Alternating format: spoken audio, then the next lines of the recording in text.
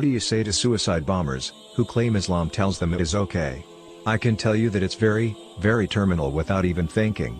After you do it, there is no reason to discuss it. First of all, let's take the word suicide.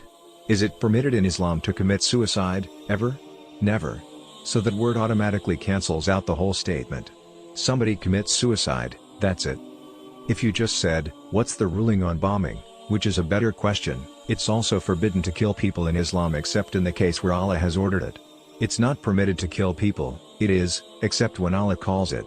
Next, it's also banned for Muslims on any subject to take the law into their own hands. It's never permissible for you or me to suddenly decide, well, I'm just going to do this or do that. Here in the West, if you're in your home sleeping in the bed or are in some part of your house, somebody breaks in, and they start robbing your house. If you shoot that person and kill them, there is nobody to testify against you, is there? You killed him. All you got to do is say, this guy came at me, he scared me. I thought he had a gun, and I shot him, and what will happen to you? Nothing. According to Islamic law, though, that's wrong. He broke in, that's wrong, he shouldn't have broken in. But you don't have the right to kill him unless he does try to kill you or something like that. Of course, you defend yourself. But just because he's stealing, that doesn't give you the right to kill him. That isn't permissible. There are some other examples that I can give you like that, but I'll touch on this. When people take the law into their own hands, that's not considered to be Islam anymore. Especially when you go to the level of killing other people, it can be an act of disbelief. That's how critical it is. I've had some wannabe not real scholars, they memorize the Quran, so everybody considered them scholars.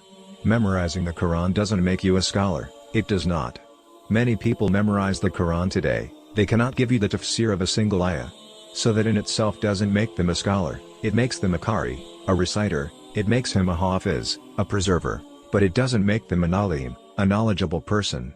From the familiar people I heard from, all of them said the same thing over and over and over. No Muslim has the right to take the law into his own hands and suddenly declare war against this, a war against that, but every Muslim has the right and obligation to defend his property. The Quran does not give us this kind of permission to do these things, it doesn't, and I know that there are, like I said, wannabes making a name for themselves, going around telling the youth this and that and getting people all upset. But one of the things that Allah is very, very clear on about this subject, this is not an option.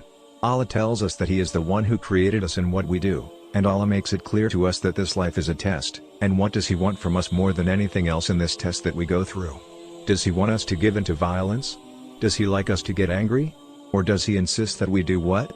Be patient, be patient, be patient, which if you read the Quran, you would already know the answer.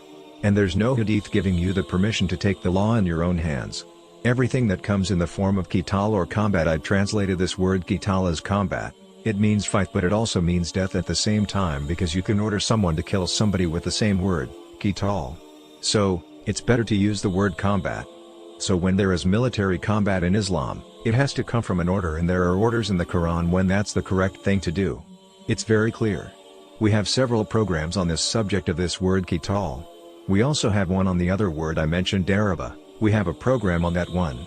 It goes into detail of the different meanings of that word and how it could be used and how it should be understood in that ayah, the context. I'll ask Allah to forgive me for too long of an answer on that.